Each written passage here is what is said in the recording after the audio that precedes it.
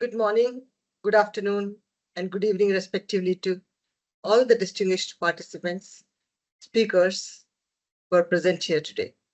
Welcome to the third edition of the Zero Waste webinar series on circular economy by the UN Secretary General's Advisory Board on Zero Waste.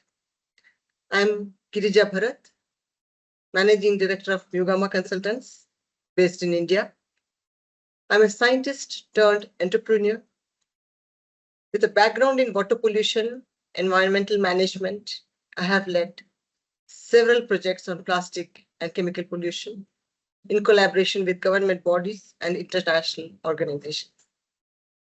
My focus is on advancing sustainable solutions that address critical environmental challenges.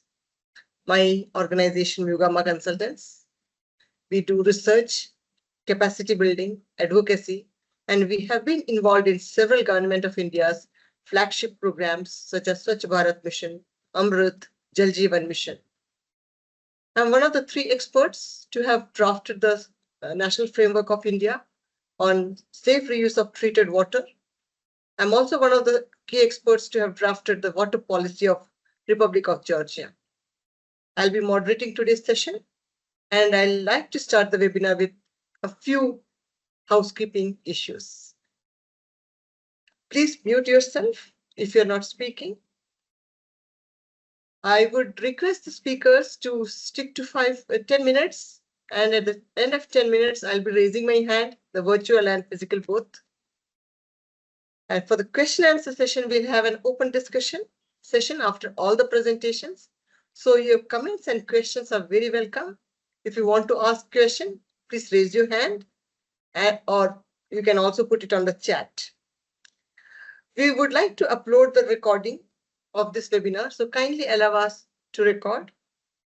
Before we close the session, there will be a screen. We'll be taking a screenshot, but if you don't want to show on the screen, that's also fine. Thank you for your attention. Now we begin with the experiences from COP28 and the messages related to waste and resource management by Mr. Carlos Silva Fino. He's an attorney specializing in administrative and economic regulation law. Mr. Fino is a recognized leader in waste management with over 2 decades of experience. He has been involved with International Solid Waste Association since 2005, serving as president from 2020 to 2024, and founded the ISWA Young Professionals Group, contributing to global projects like UNEP's Waste Management Outlook. He's also a member of the UN Secretary General's Advisory Board on Zero Waste. Mr. Fino, if you are ready, can we proceed? Over to you. Thank you. Thank you very much. Good morning, good afternoon, good evening to all. It's a great pleasure to be here joining you at this third webinar from the series of webinars dedicated to zero waste and the way towards COP29. And I am very happy to join you today to address some reflections about exactly how the waste and resources management sector is building the road to be more visible at this climate agenda. So it started with, I would say, like a personal reflection after attending COP26 and COP27 that we realized that many sectors were represented at COP with their own pavilion stands, but they were really represented there to present their ideas, positions, to discuss and to advocate how those specific sectors would really be kind of like contributing towards low carbon future towards mitigating climate change. So, as a representative of the International Solid Waste Association at that moment of ISVA, we've been an observer to the UNFCCC as a participant in several events and discussions, but then realized that the waste sector, this important sector present all over the world, was not represented at this main event. And despite being kind of like a small contributor of the total greenhouse gas emissions, according to the most recent report, the waste sector contributes with only 3 to 4% of the total anthropogenic greenhouse gases emissions. So besides being like a small contributor, the waste sector can be really a relevant mitigator of greenhouse gases emissions. So there is a relevant potential offered by this sector to reduce the emissions. So then, right after COP27 in Egypt, we started with the idea to go for a waste and resources management pavilion at COP28 in Dubai, and we really did it having the first opportunity. So for the first time, having a waste and resources management pavilion at a COP in the blue zone. The main goal we were aiming to deliver at COP28 last year was really at this first opportunity to amplify the voice of the waste sector, showcasing the significant link between waste and resources management to tackle climate change, and being able to present the great potential of this sector to tackle greenhouse gas emissions, especially methane. So we raised this topic very strongly during COP28 last year, that the sector contributes with like a small portion of greenhouse gas emissions.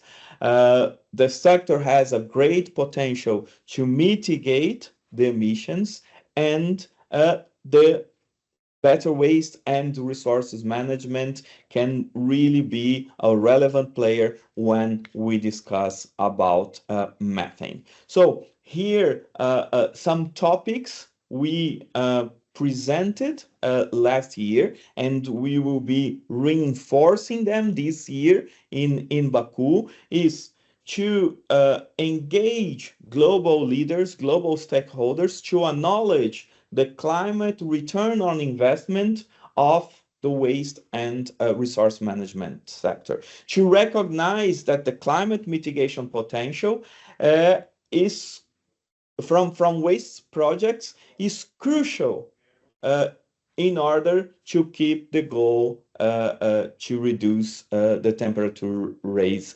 in the future.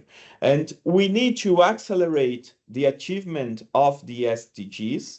So having better waste and resource management is instrumental to accelerate several targets of the 2030 agenda. And most importantly, we need to address the triple planetary crisis. The crisis of pollution, biodiversity loss, and climate change. So, considering this background, the pillars of these messages, we believe that being at COP last year was really instrumental to support the overall transition towards what we believe is the only option for a sustainable future. It's towards transitioning from the current linear approach to a more circular approach. This is the result we presented at the Global Waste Management Outlook 2024, jointly prepared by both UNEP and ISVA. We launched this year in February at UNEA, and presenting the different scenarios to address the challenges from waste management in the world. So just to give you some figures, some examples, if we continue business as usual, we will generate more 85% more waste by 2050, from 2.1 billion tons per year to 3.78 billion tons per year. Currently, the current costs, direct costs of waste management is $252 billion per year. If we continue business as usual, these costs, and we consider the indirect costs, the externalities costs, these costs will raise to $640 billion per year in 2050. But if we succeed to move towards a circular economy, instead of a cost, we will have a full net gain by 2050 of more than $100 billion per year. So those are the figures supporting the messages that we are taking from COP28 to COP29 this year. And I'm very, very happy to realize that this week the COP presidency launched the 9 documents, declarations, and pledges for COP29 in Baku. And again, for the first time, we have one specific declaration, one specific commitment dedicated to reduce methane from waste. This declaration is very consistent and I would say really aligned to everything we believe is needed, because it recognizes the potential of better waste management to mitigate climate change. It really emphasizes the importance, the need of cooperation at local, regional, and global levels to tackle waste management challenges. We really need to stress this point because we have a COP summit being negotiated by member states, by national representatives.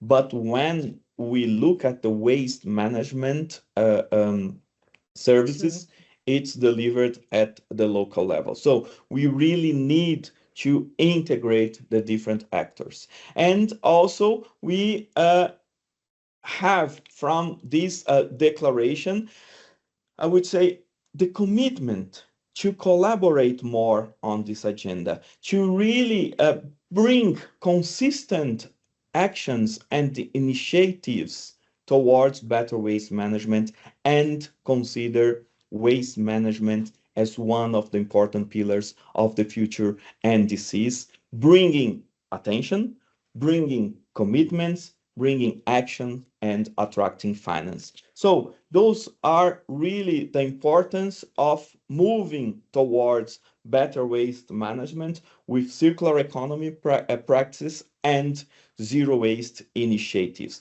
This is the only way forward. This is the only affordable future that we can deliver, and it starts now. So thank you very much for your attention and looking forward to the discussion afterwards. Thank you. Thank you so much, Mr. Pino. It was such an insightful discussion, and we look forward to more of it during the question and answer session. It's my pleasure to introduce our next presenter, Mr. Feig Mutanimo. He's Head of Environmental Policy Division, Ministry of Ecology and Natural Resources of Republic of Azerbaijan. Mr. Mutaleva has extensive experience in water resource management, sustainable development, and environmental issues. As a business development professional, he is dedicated to advancing sustainability and creating innovative solutions that balance economic growth and ecological preservation. We are so excited to hear you, Mr. Mutaleva. I hope you are ready to proceed. Thank you. Thank you. Thank you very much. I hope you hear me well. Yes. So, the colleagues, friends, ladies and gentlemen, it's a pleasure for me to join you virtually today to this important meeting dedicated to the important issue, and thanks to our hosts for organizing such a meeting.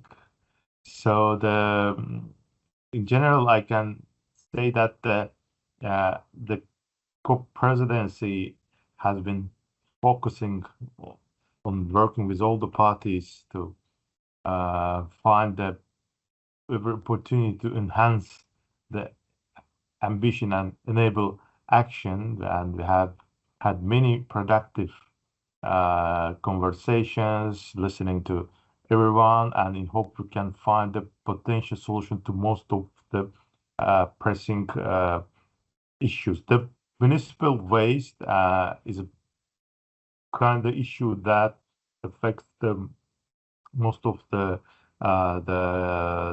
it generates the one of the main source of the methane, and as we know, the methane is a potential the greenhouse gas with more than 80 times the warming power of carbon dioxide, and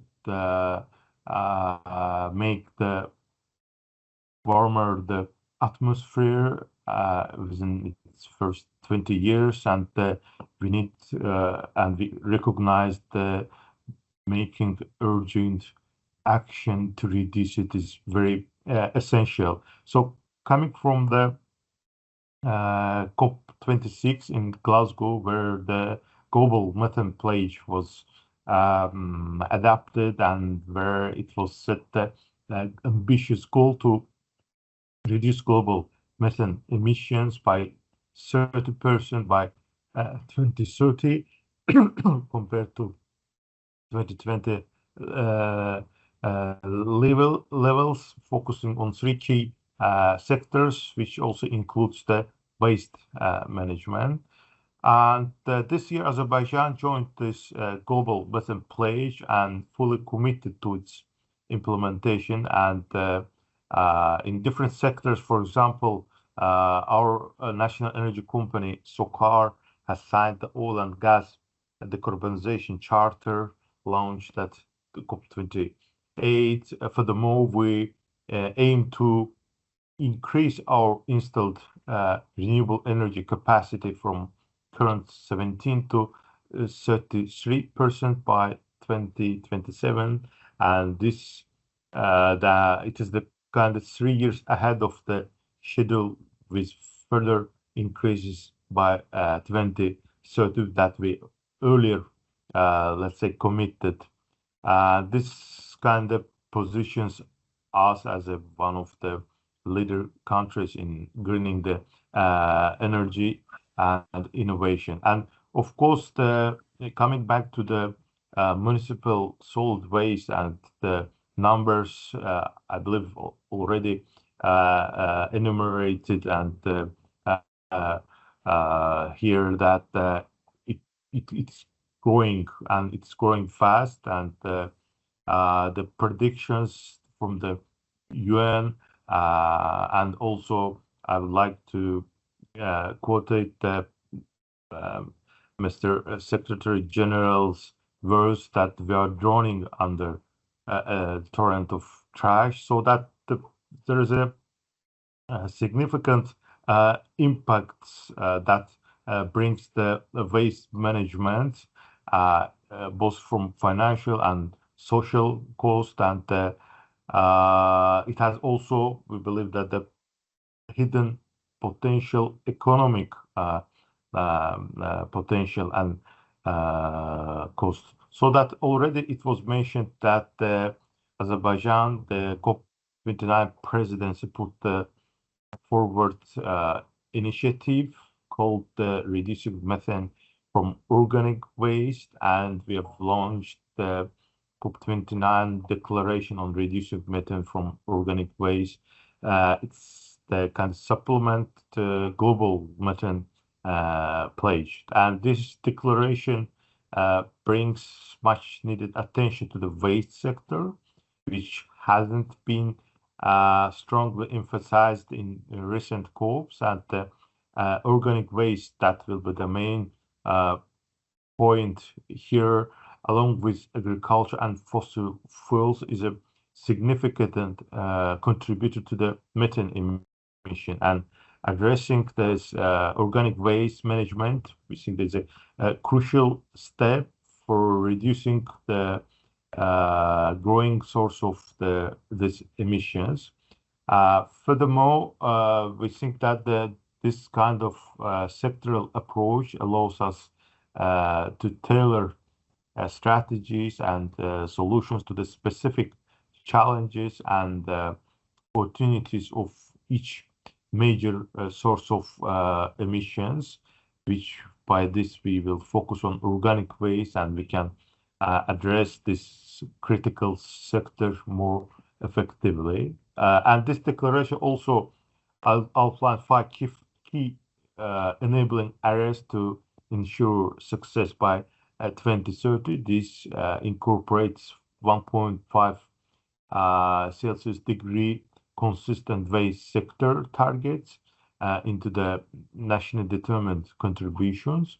Also, it addressed the developing robust and national and also local policies, scaling up financial flow, and also one of the important points, improving data transparency and fostering innovative partnership in this sector to achieve the goals of our coal initiative. We also would like using also this opportunity to call all the parties, all the countries to support this important declaration, and we opened it already for the signature. And I think this is a kind of one of the critical points and opportunities to strengthen our collective commitments to the global methane pledge and to follow up the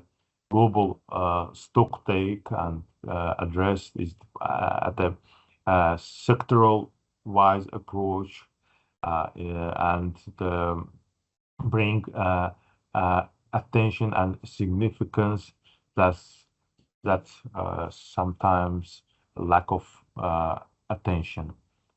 This is just briefly about what we are considering under the COP29, and I believe that this all the is main initiative, all the other the events will be also served and focused on those zero waste, and we will have several events focused on plastic waste and municipal waste and zero waste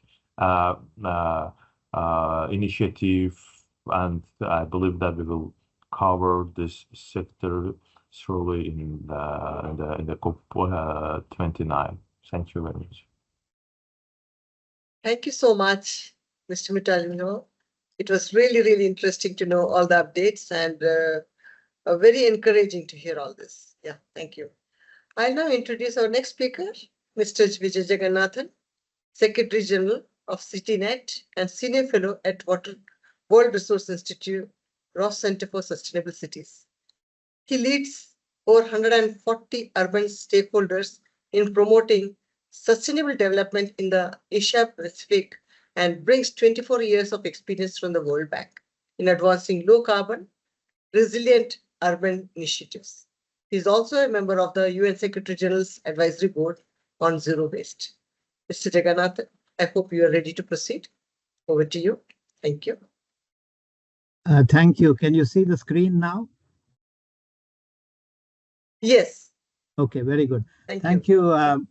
Thank you, Girija, and thank you very much for the earlier speakers who laid out the basic sort of challenges and opportunities we are confronted with now.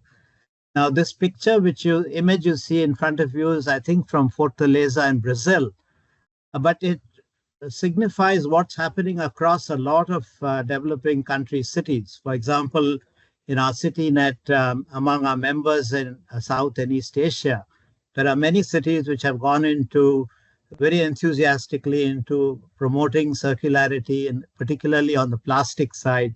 And of course, on paper, there's been a lot of circular developments even before it became fashionable.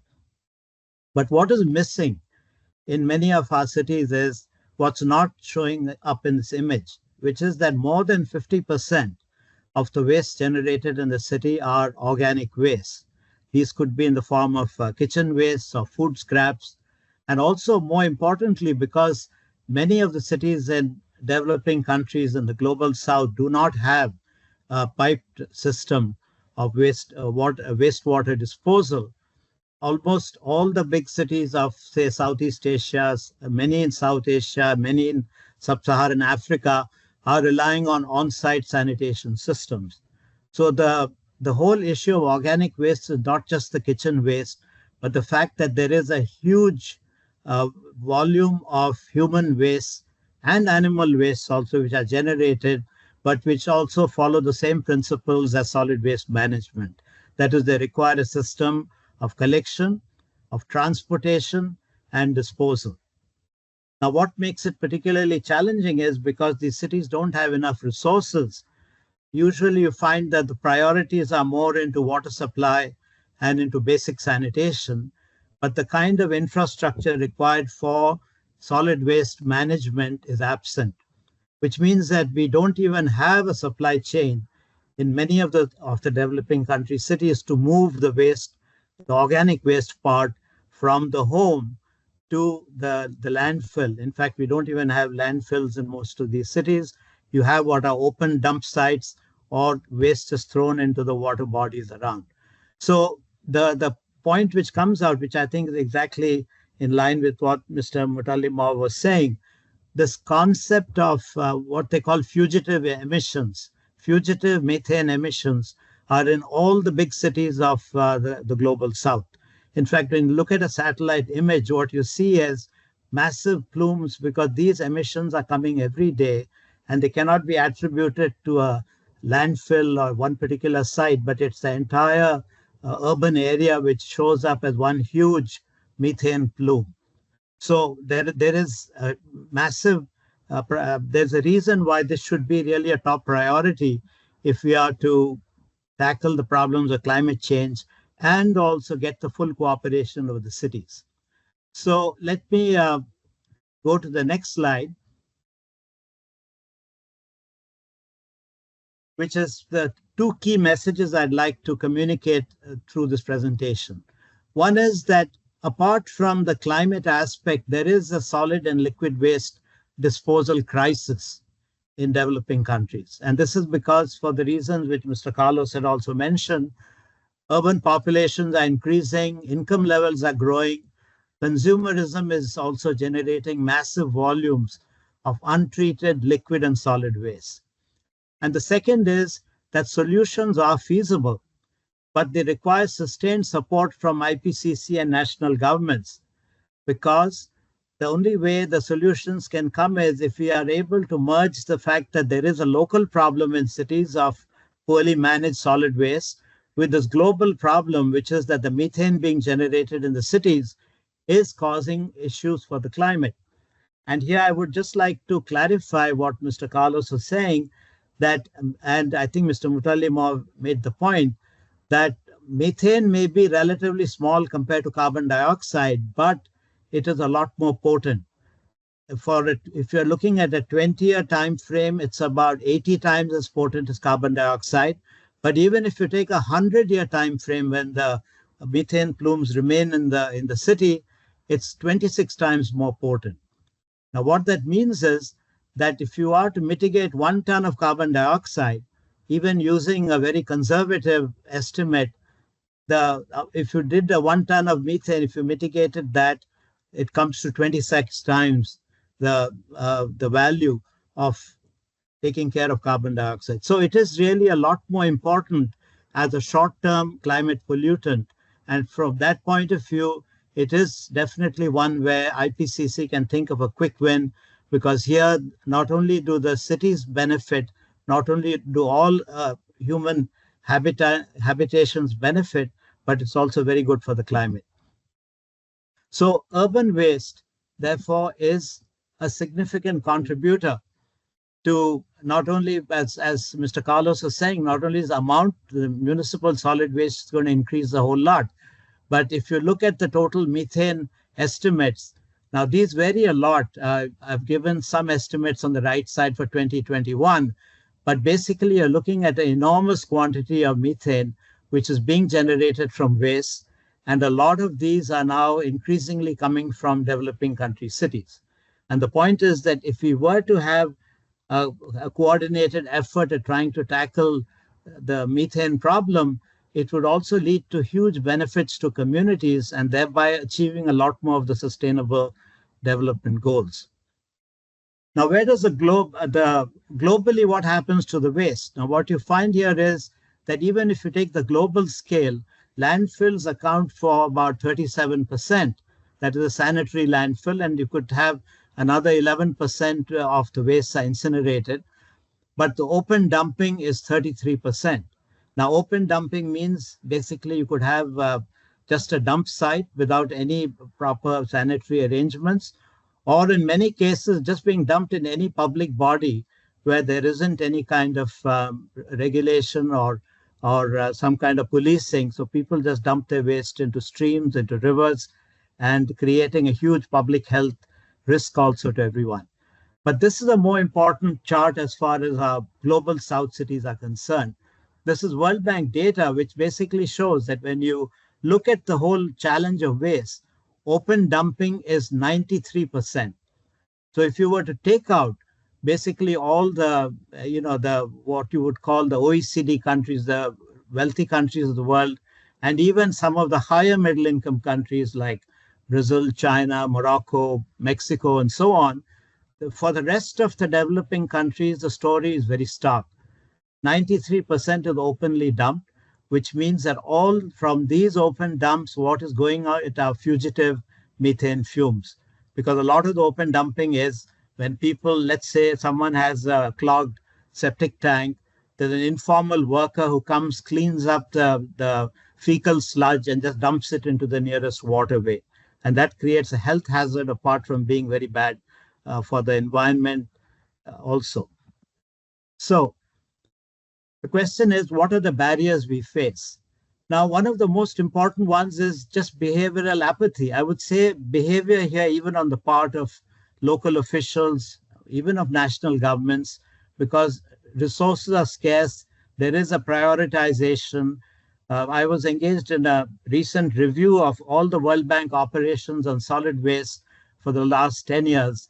And what we found there was that not except for one country in sub-Saharan Africa, none of the low-income countries received any kind of financing for solid waste projects. It all went for water supply, it went for sanitation, but never for solid waste. And for good reason, because policymakers argue that if we cannot even supply the poor people in our cities with affordable housing, water, and sanitation, those become the top priorities before you can start thinking of investing in, full solid waste collection and disposal system. Then there are, of course, along with this, when you don't have those kinds of investments, there's also lack of information. For example, in most of these cities, you find that there is no supply chain. What really happens is that the informal collector of waste takes the waste and sometimes dumps it somewhere else, which is not a part of any formalized system. And open dump sites also do not meet the minimum criteria of sustainability. Now, along with that, as I mentioned earlier, there's inadequate financing. And the key issue then is mobilization of change agents. Now, here the important change which has taken place now is that with everyone recognizing the importance of circularity, there has been an awakening on some aspects, like on the inorganic waste, particularly on plastics. There's been a huge amount of awakening of political leadership. And if the global plastic treaty is to be, if it is to be signed soon, I think it'll make a big difference. But for organic waste, there still isn't that kind of a mobilization. Although if you were to visit any of these cities, it's something you feel right away with the smell and the filth you see in the rivers and the clogged streams. So, of course, the bottom line is that there is very weak regulatory oversight, which, along with the lack of financing, are the major barriers to it. Now, I'm making this point because I think COP29 offers us a great opportunity to change the dialogue. Now, here there are really three things which I'd like to bring to your attention. One is that enabling policies is something which can take place when we were to bring in these two very important challenges, one at the global level of climate, the other at the local level of mismanaged uh, organic waste. If you bring them both together, you're not only getting a synergy between the global, the national, and the local level, but it could lead to demonstrable improvements in the quality of life and thereby achieving a lot of the sustainable development goals. Because if the cities were to be cleaned of the organic waste, you would have health benefits. Of course, you would have other benefits on the quality of life. It could definitely impact on the quality, especially for young children who suffer a lot in the low income communities because of pollution caused by waste. So this is one. But the second more important thing is also that it does energize the leadership at the city and grassroots level to take their local problems in a much more aggressive way and tackle them. Just as they've started doing in plastics, they will start doing it in organic waste if there is a message coming from the global bodies like the IPCC. And COP29 that way is a great opportunity because by making methane something visible at COP29, we can bring about the synergy between the global and the local agendas. But the third point I'd like to make is that this can come together the global and local level only if there's a paradigm shift in the way in which the whole waste agenda is managed. And here it's similar whether you're looking at a low income country or at a rich country, that methane has to be managed through data because this is invisible. It doesn't have any innate value of its own except because of the problems it creates for climate. So it is very important to have data, which is something which everyone accepts as being transparent and which is credible to anyone from any part of the world, because ultimately methane is a global problem. Now, this is the summary of why I'm suggesting that we link climate mitigation with the urban waste problem. Now, what you see on this picture is a typical example of a dump site. This is not a sanitary landfill.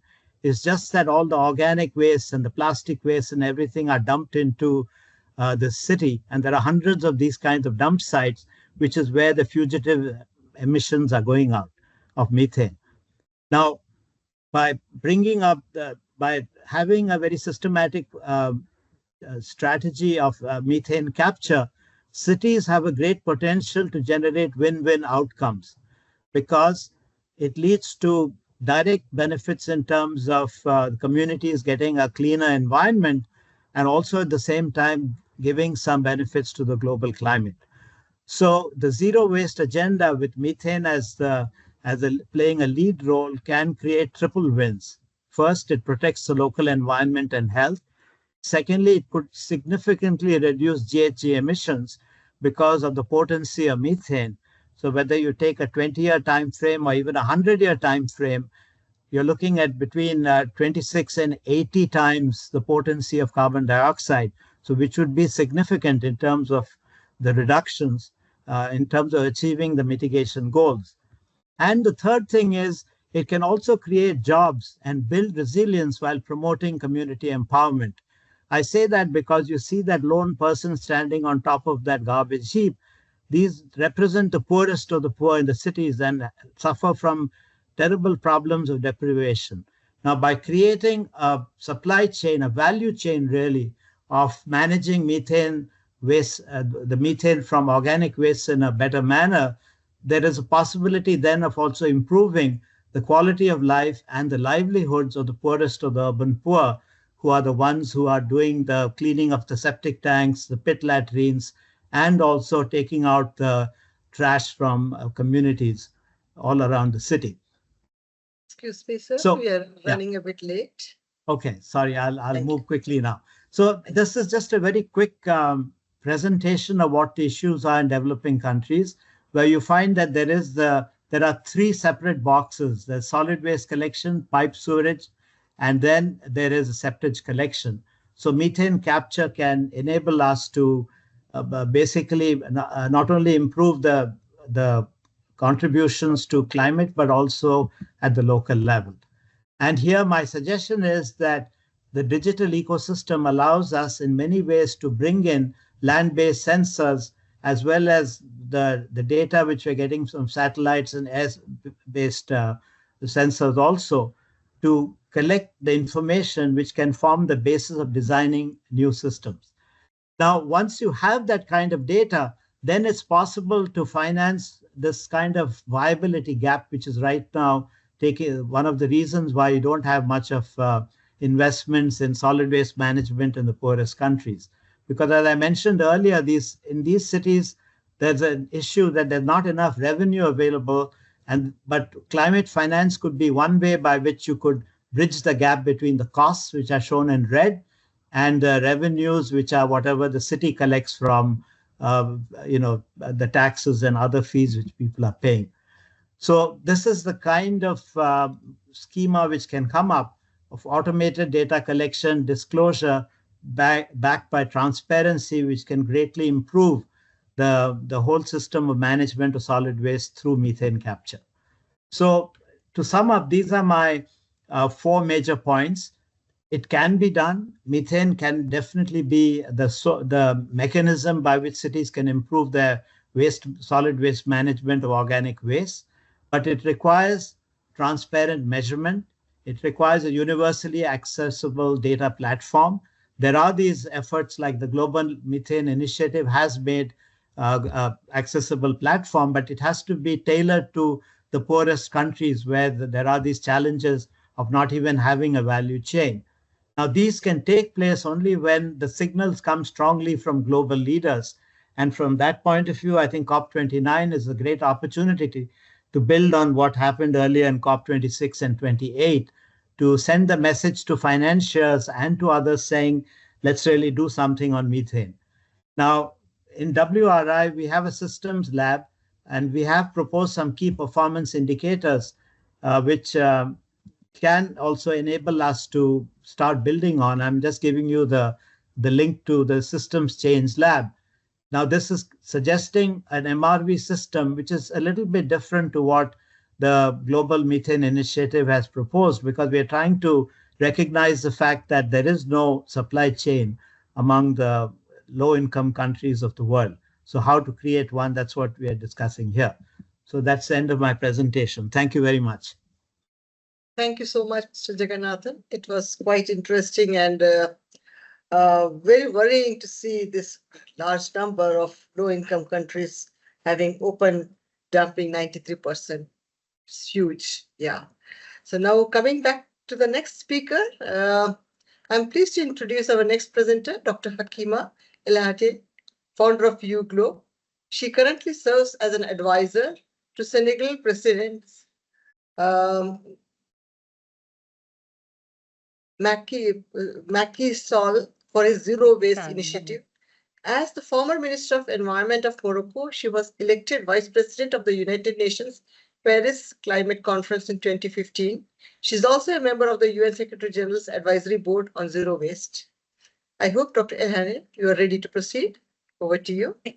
Thank you so much. I will try to be brief because my predecessors said a lot about the subject, but I want to share what I did as Minister of Environment in Morocco concerning solid waste, and also as the first high-level champion for United Nations COP29. And let me tell you what I think about the sector first. For me, when we are talking about solid waste, we are talking about a social, economic, political, and also a technical sector. In this sector, you have many multiple actors who are interfering in the supply chain of the solid waste, beginning from the consumption at home, in the house, transportation, then the elimination, and also informal recycling in the street, etc. So the value chain of the solid waste is complex and requires that we take, I will say, integrated approach to solve the problem of solid waste, but also to implement, I will say, technologies and like methane recovery. When Morocco was, I was working as an entrepreneur for 20 years in Morocco in the sector and in the field of environment, and I was also working for the World Bank in the MENA region for solid waste management.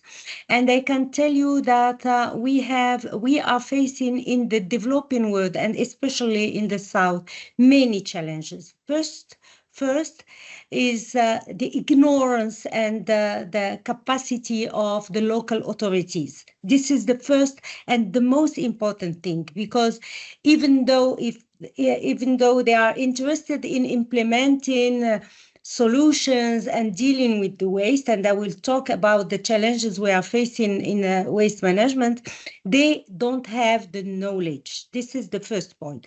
Second point is the lack of funding and finance, and my predecessors talked about it. In the developing world, the priorities are given to drinking water and solid and wastewater management, not to solid waste. And the citizens are paying taxes to treat the water and not to treat the waste. They are paying taxes to collect the waste, but solid waste, but not to treat the waste. So there is no financial capacities in the South. And also the policies. You know, anytime you want to implement a strategy, or you have a vision and you want to implement a zero waste principles in any country, you need to have the right policies, and the government need to give the right signal, not only to the local authorities, but also to the private sector. So when I was Minister of Environment, when I came in to the ministry, we had only 4 controlled landfills, only 4 in the whole Morocco. And during 3 years, my priorities were first to rehabilitate all the uncontrolled landfills. And Vijay said that 93% of our solid waste in the global south are in uncontrolled lands. Second, my priorities was also to allow the people, you know, that in Africa, millions of people are living from solid waste, their revenues are for solid waste. It's why I'm saying that when we are talking about solid waste, we are talking about social issue. It allows them to improve their health conditions, to work in good conditions, and to improve their revenue. And third was to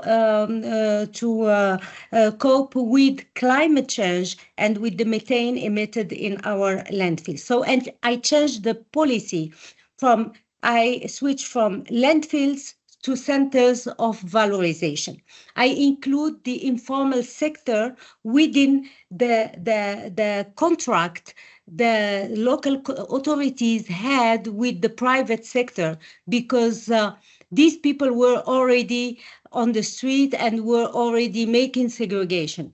And then I created, based on the principle polluters pay, the eco tax on plastic, and I wanted to create one on packaging. And with the money of the eco tax, I gave incentives to the local authority to build the infrastructure. So I'm giving this example only to say that with no financial support from international organization, we did implement during 3 years 20 centers of valorization in Morocco, including methane recuperation and recycling. We made a policy to introduce recycling within our industrial policy. So the Minister of Industry and Commerce was involved together with me. We changed the law concerning plastic, and we put an eco tax on plastic. And with this money, we have implemented 20 centers of valorization. And today in Morocco, you have a city which is called Fez. Fez city is lighted by methane incineration, methane recuperation. So we are lighting 30% of the city, and we aim to light 100% of the city in 2030. So this is just to give you an example that in our countries, the characteristics of the waste are well different from the north. We have a huge amount in Morocco, for example, is 70% of organic matter. So the characteristics are different. The way we are manipulating and behaving with the waste is different. Our financial capacity are not enough to copy the model of the north to the south. So we should think and tailor the solutions for the south. I am very happy to listen to ISWA and what ISWA is doing. And I want to thank Azerbaijan for making this topic in the center of COP29, because this is not only a climate issue. This is indeed methane is contributing to between 10 to 20% of the global warming. Vijay talked about the characteristic and the impact of methane on climate. This is indeed true, but tackling the solid waste management should be integrated, and having finance could support a lot in tailoring a solution for our countries. And the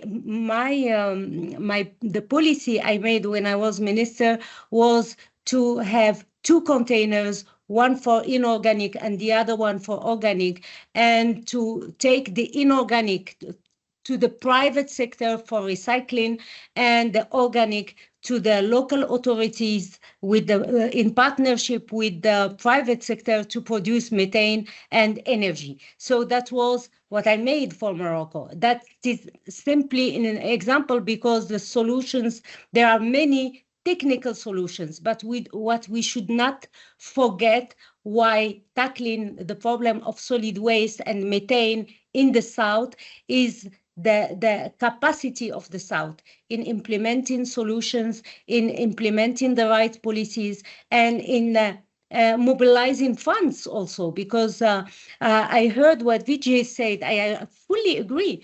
We should link between the international arena and what is happening in the local communities. But let me tell you that it's very difficult, because you know that until now, even with the indices, until now, 80% of the climate action decisions are taken locally in the cities, but there is no finance oriented directly to the cities. And I agree with you that we need to transform the climate agenda to a citizenship agenda, and to allow the cities to implement and to benefit from the finance, and idem for methane. So it's very important that we can mobilize funds to implement the strategy. But I think that it's and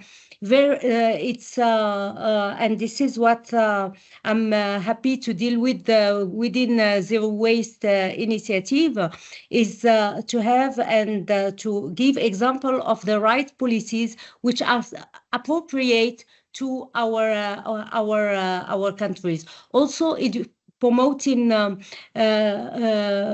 environmental education. When I was Minister of Environment, I have created more than 2,000 centers of education to raise awareness.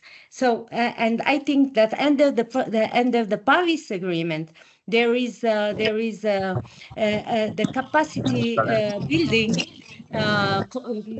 requirements from the South, and we should include solid waste management in the transfer of the capacity building. We should include the finance of transforming methane to energy in the framework of finance in under the UNFCCC. So thank you so much, and congratulations for Azerbaijan, and we are willing to support Azerbaijan to make this deal of solid waste management not only climate friendly but SDGs friendly, because when we are talking about waste, we are talking about SDGs.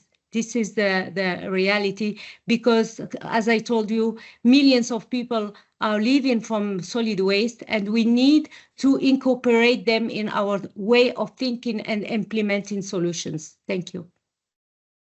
Thank you so much, Dr. Hakema. These were really, really very valuable insights from the field, and your experience as a minister from Morocco and as an entrepreneur is really, really very insightful. Thank you for that. So before we move to the question and answer session, I'm pleased to introduce our final speakers, Ms. Mercy Muthoni Munin and Ms. Joyce Kamande. Ms. Munin is the founder and CEO of Samba Connect, a business that provides modern urban farming technologies, including sustainable garden installations and commercial rabbit keeping. She was also a participant in the UNIS Environment Hub Circularis Accelerator in Kenya. Ms. Munin, are you ready to proceed? Thank you for the opportunity. As I was thinking about this topic, I researched a little bit about our solid waste, and based in Kenya. So one of the things I realized is that in Kenya, we produce more than 22,000 tons of solid waste in Kenya. And the most populous city in Kenya is Nairobi. And in Nairobi, we produce around 3,000 tons of waste every single day. So you find that most of this waste, around 50% of it, ends up in the dump sites. And in these dump sites, quite a number of people get their living out of it. Most of the waste is plastic waste. We have organic waste, which is around 60 to 70%.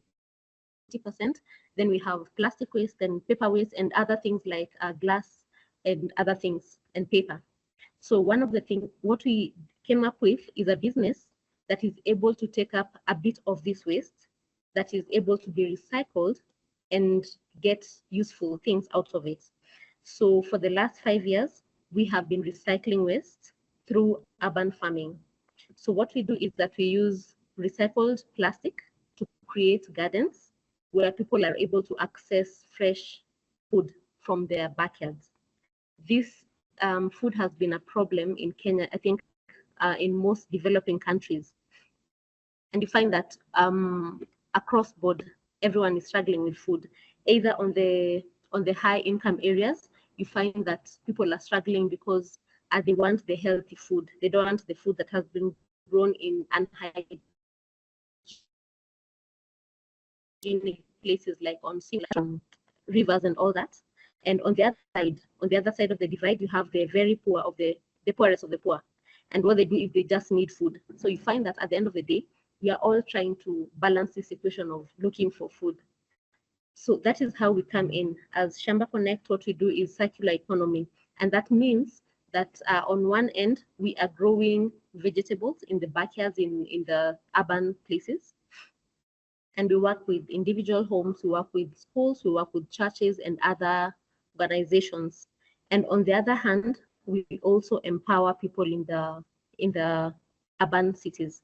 And that means the most vulnerable people, like the women and the youth, who look for work and they can't find work. So what they do is they go and look for food and a living from the dump sites. Like the biggest one in Africa is actually called Dandora. And you find that it has it receives more than 2,000 tons every single day. It was full, it was declared full more than 5 years ago, and it still keeps piling. So what can we do? And what we have been doing is that we have created employment for more than 20 people. So they are able to use the plastics. They collect the plastics from there, they take them to the industries, and it's recycled. And on the other hand, also, once they collect the plastics mostly, we use it to make gardens. So we make beautiful gardens that people are able to access food from. So apart from creating employment, we empower them on what they can be able to do with the little space that we have mostly in the urban areas, and trying to make use of what they have, because at the end of the day, even if they access these plastics and all the waste, they get into unhygienic situations. So what we do is we have trained more than 2,500 women on urban farming. And what are they doing out of that? Some of them have created employment for themselves. Some have been able to get regular source of food from the urban gardens that they have made through the use of organic waste materials from the dump sites. Then we also teach them on how they can be able to recycle the kitchen waste, the organic waste, the what they get from the kitchen and all that, to be able to use it as manure for the farm and also as pesticide. On the urban side, where we do commercial rabbit keeping, we sell the rabbit byproducts, which is the rabbit urine and the rabbit manure. And how we are doing that, we reuse that material to be able to create organic pesticides and organic fertilizers. And this ensures that even the waste that goes eventually to the landfills is less harmful for the people who will access it. Because at the end of the day, we have to face it. We do not have one single solution to this big problem. It's a complex problem, and everyone has to be involved in it. We have worked with different organizations and different non-governmental organizations to try and make them see the importance of this. And so we are collaborating with a few organizations to create employment, to have these urban gardens. And in fact, we're introducing it also in schools, so that even as students are growing, they're able to see what they can be able to do and what their role would be in the economy. Thank you. Thank you so much, Ms. Minin. That was very interesting, and first-hand experience of you from the field. So it's very interesting to understand. And also the fact that you were saying segregating rabbit urine so that it can be used as a pesticide. That's something which I have never heard, but then I'll research more on that. Very interesting. Yeah, thank you. Now I request the next speaker, Ms. Kamande, Joyce Kamande. She's the Chief Operating Officer of Safi Organics, which is a social enterprise, and she's dedicated to improving food security and the livelihood of small-scale farmers across Africa. Safi Organics converts crop waste into high-yielding organic fertilizers, and Ms. Kamande ensures farmers have timely access to these fertilizers, promoting sustainable agriculture. Ms. Kamande, are you ready to proceed? Hi, everyone. Thank you for the opportunity to actually being here today. And of course, from the presentation of all the previous speakers, it's evident, and there's no doubt that there's need, and it's urgent need, to invest in climate. So climate finance is of a core need. So ladies and gentlemen, allow me to walk you through the world of fertilizers, and a fertilizer that has actually been locally made in Kenya through circular economy. Farmers in Africa face or actually pay 5 times the world fertilizer prices, and this is expected to rise up to 5 times come 2050. This is because most large-scale fertilizer production plants are located in developed world, and shipping these fertilizers to emerging or recovering markets, such as Sub-Saharan Africa, is really logistically complex. So this means farmers in Africa can only afford the cheapest synthetic fertilizers that in the long run degrades and acidifies their soil, making these farmers food insecure. And this is unacceptable. Safi Organics believes in 3 Ps. 1, for people, planet, and for profit.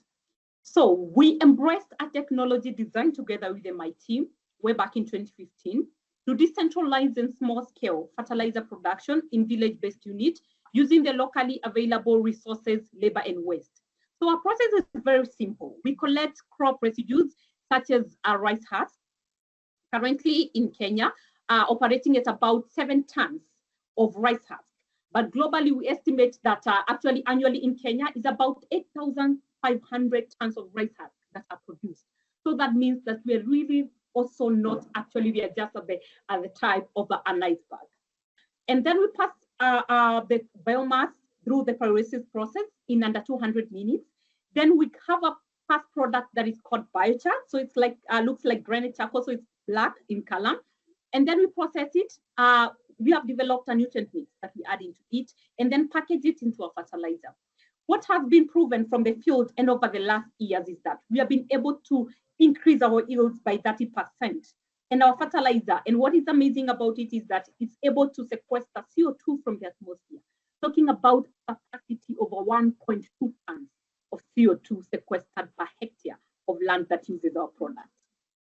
You may ask, is this fertilizer actually facing competition? Yes, we do face competition from other fertilizer plants and also synthetic plants, also composting, but this process that we are talking about, which is pyrolysis process, is that it is able to actually generate biochar very fast.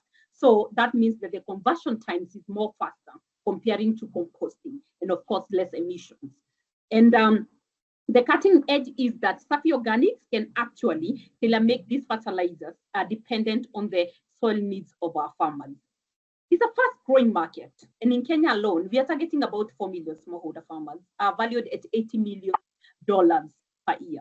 And globally, these farmers who are struggling and actually having inaccessibility and the financial incapacity to purchase fertilizers are estimated to be about 240 million, valued at 30 billion per year. So that means that there's a huge opportunity for other players and key players to actually collectively work together and actually serve these needy markets. To date, we have been able to serve over 15,000 smallholder farmers operating 2 facilities in rural Kenya. We have done carbon certification for Pure Earth, and in this month, we expanded to 17 ton per day facility. So this means that we are still not yet there where we are, estimating that overall we have over 22,000 tons of biomass available in the country. This will be sufficient to serve over 50,000 smallholder farmers in the country. And we have been supported by different key players who believe in our dream, as MIT being one of them, African Climate Ventures, as well as Colin University for Research and Development, and Takacha, who has been a key partner in developing our technology. You may ask, is this a biochar or a carbon negative organic fertilizer really making profit? Yes, we do make profit, and we at a 40% gross margin and selling our product to smallholder farmers. In the medium term, we are generating carbon credits, already secured one deal to supply over 2,000 tons of CO2 in the next 1 year. And in the long term, we are looking to license our technology through such organization or manufacturing plants such as Mahindra. We are cash positive, and of course, it has been growing, but we are broke even. And looking in the year 2025, we are looking to surpass a $1 million mark. And why I'm mentioning this is because with the blue mark, that is where the carbon credit comes in. So it means that there's also advocacy for use of biochar by other farms. They can actually embrace a product and a solution that is fit for them and actually paying back to the environment. What that means is that with sequestering the available biomass that is found on the ground or is actually disposed, and it's really, really sad, as it has been presented that 93% of our emission comes actually from open dumping, which is really sad. So Safi Organics is trying to generate that, and they're really looking forward to how can all these strategies actually be implemented so that we can get carbon revenue that will benefit the organization and actually other farmers. And the interesting part is with the roadmap to get to net zero by 2050, that means that we need to collectively work together in all aspects of what we are operating so that we can be on the roadmap to that. We are still really, really behind globally, but then a lot can be done, and there's a huge opportunity for us all. And Safi Organics has actually been able to make profits and impact, creating rural jobs at the local level. And also to date, we have sequestered over 34,000 tons of CO2 and recycled over 20,000 tons of waste available locally. It has been supported by, of course, a very competent team that has made this possible over the years, and looking forward to work. And as you mentioned, that there's a funding requirement over so that we can actually motivate other entrepreneurs locally. Looking at the global south at this juncture, Africa alone as a continent is huge and is actually very competent in terms of availability of resources. But yet, we are a continent that is still not getting the best that we should get from what we have available. Getting in mind that over 60% of our population is actually inclusive of young people. That presents a very huge opportunity and a very huge resource that can be tapped in terms of economic growth faster. And I'm looking forward to that day where an African youth will wake up very determined to help the world actually sequester CO2 from the atmosphere and actually evade. And that can only be possible through circular economy, embracing such technologies such as carbon direct removal and direct air capture and carbon sequestration. So it's possible. We are on the track to get there. And I'm really happy to be part of this. And I'm also happy that I'm existing in a generation where I've also contributed to all these development. So what I just presented is what is just like a potential case study that has actually been happening in Kenya over the last 9 years, and the capacity and the potential it has to empower and put across all different sectors. If there's the right opportunities, collective actions between different stakeholders, and actually the belief in the right team to actually make this happen. So thank you very much for listening. Thank you, Joyce. That was quite a comprehensive presentation, and good to see the progress you are making. And then as an entrepreneur myself, I also can quietly relate quite well with the trajectory of growth which you have shown. Very interesting. Thank you so much for that. Now, I would request and open the floor to all the participants for questions and comments. And we have one question in the chat box, I'm seeing, and a few questions. I would like to put it to Mr. If I can put this question to Mr. Fake. Mr. Fake, given the urgency of reducing greenhouse gas emissions, how will COP29 ensure that commitments made at the conference translate into actionable results? I hope we have Mr. Connect. Yeah. Thank you. Yes. Thank you very much. Thanks.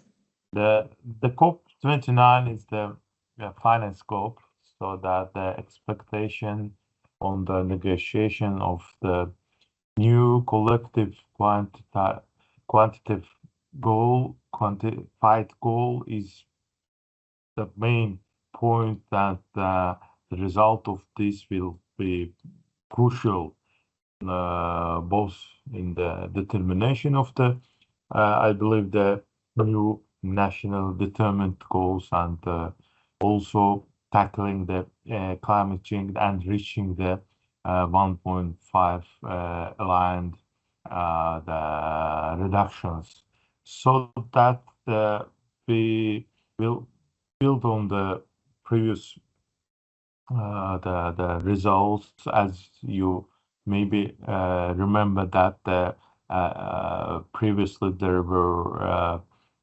pledge around the 100 billion annual pledge, but the goal is to establish more ambitious, predictable and accessible climate finance framework that reflects the scale of this challenge faced by the developing nations. The COP29, the focus also goes to the transparency issues, and Azerbaijan, since it's the hosting this COP29, we have done a lot of in this direction, because the transparency is a one of the essential points to tracking this progress, build trust, and identify the areas where the further action and support is needed. For that reason, the Azerbaijan, we are working on our own first biennial transparency report that we plan to submit by COP. And also we encourage all the parties to do so and submit their BTRs by COP or by end of this year by deadline. And the COP presidency, Azerbaijan had initiated several the meetings in different regions of the world and to build the capacity of the countries and to address the needs to provide and to provide these BTRs on time. And we have also launched the COP Baku Climate Global Transparency Platform with the goal to unite the stakeholders committed to supporting the developing parties in the preparation and submission BTRs, and also promote the collaboration, knowledge exchange amongst all parties on the full spectrum of the enhanced transparency framework, and again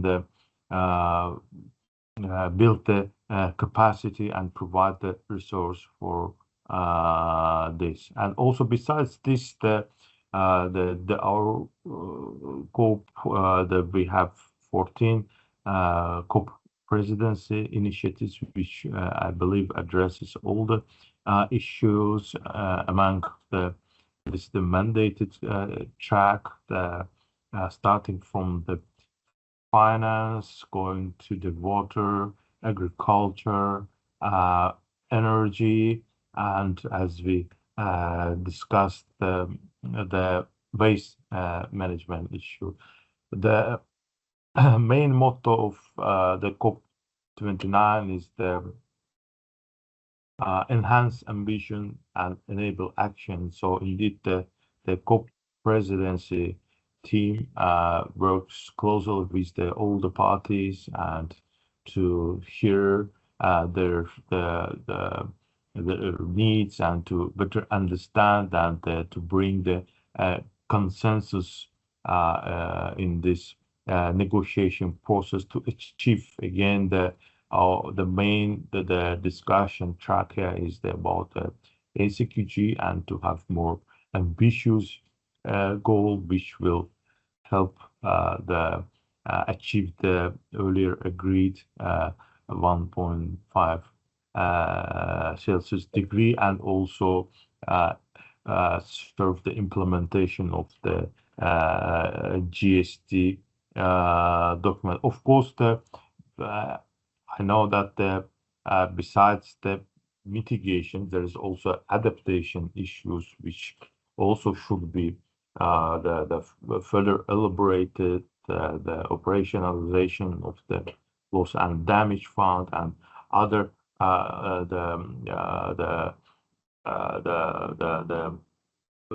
points, other issues on track, so that I believe that at the end of the COP29 we will have the solid results for which our team work with all the parties and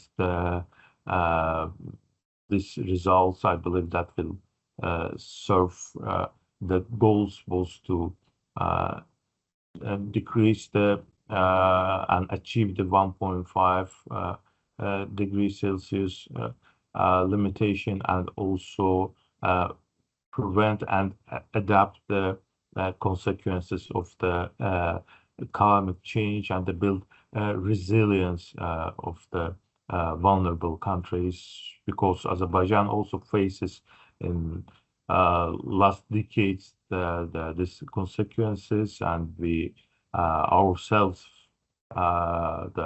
see the results, both decline of the water resource, also continuous droughts, and the main significant issue that we face is the decline of the Caspian Sea. We almost the level of Caspian Sea reached the minimum level of its entire existence, so that it decreased around 2.5 meters in last 30 Yeah, years. So absolutely. Thank you. So we have Yeah. these challenges, so that all the results of this scope, which comes from the earlier elaborations, I believe that we address this challenge and issues. Thank you. Thank you so much, Mr. Mitali. I'm really, it's very heartening to see the leadership role of Azerbaijan, and we are all looking forward to COP29. I think we don't have much time. I'll just have one question to Mr. Carlos, and I'll request to be very brief. Mr. Carlos, what's the importance of integrated waste and resource management in the NDCs? And how can countries be encouraged to prioritize waste management as a climate mitigation strategy in their NDCs? So I would request you to be kindly be brief, and that would be the last question. We'll be putting the chat box, we'll be putting the question, the email ID to which you can directly connect with the presenters here. So over to you, Mr. Carlos.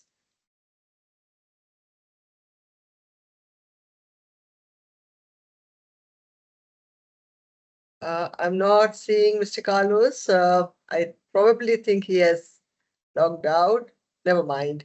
There is one question in the chat box. What about the promotion of zero waste cities around the globe? Mr. Jagannathan, if you are available, would you like to answer this question briefly, and then we can close the session? Maybe I can answer to the first one. All right. Yeah, concerning the indices, I talked about the city of Fez. Remember, I said that Fez is lighted 30% of the city, which is something like 300,000 citizens are lighted by the concept methane to energy in the city of Fez, and this was submitted in our indices. So the indices of Morocco have a component which is solid waste component, everything which is coping with climate change and the mitigation is something we can include in our indices. And in 2016 and 2017, 30% of the countries have already include solid waste management mitigation project within the indices. So this is something which is currently undergoing. We should just raise the awareness of the states that they can include solid waste management, coping with the climate in the indices. Thank you, Dr. Hakima. That was very interesting, and thanks for stepping in. We are running late, and then I don't think we have any time for questions, and I would like to close this session by thanking all of you profusely for this very, very insightful discussion, to all the speakers and all the participants to be remaining here. And we would like to take a group photo. I hope Flavia, we have managed to, or Peter has taken a screenshot of that. So I request everyone to put your cameras on so that we are ready for the screenshot. I think, Peter, you have taken the screenshot. Yeah, thank you. Thank you so much. In fact, with my experience of working in this area, we have seen this is beyond everything we have discussed. When the solid waste is wet with food waste and it is burnt, openly burnt in several countries we have seen, and India also we see a lot of open burning of solid waste, and this being wet with food waste and others, it emits dioxins and furans, and this is very injurious to health, all of us know. And we have done several studies to see the impact of this dioxin furans on the biota, the milk, the cows that graze around, the hens, the fishes in the aquatic system, which is there. So this is all very, very interlinked to our waste management. And if we are not able to manage our waste, health definitely takes it all. And Mr. Jagannathan already mentioned about the cost and benefit of such initiatives. So it makes a huge, huge sense for countries to gear up and manage their waste safely and sustainably, because all the aspects which we have discussed with regard to sustainable development goal, we will be taking a big hit if we are not able to manage our waste safely. And in this context, the Global Waste Management Outlook, which is UNEP's study, which highlights waste management as a priority that will facilitate the progress of most of the SDGs. So we need an integrated approach where cross-sectoral collaboration between governments, industries, research institutions, technology providers, and consumers is facilitated. And key aspect in a successful partnership is the role of consumers, and regulatory frameworks play very, very significant role in enabling ecosystems and in motivating businesses and individuals to embrace business practices that reduce and make use of food waste. Thank you so much. That was very, very interesting to have interaction with you. We'll be available here. Please feel free to put your queries to the participants and the speakers, and we will be able to answer them. Thank you so much. Thank you. Thank you. Bye-bye. Thank you.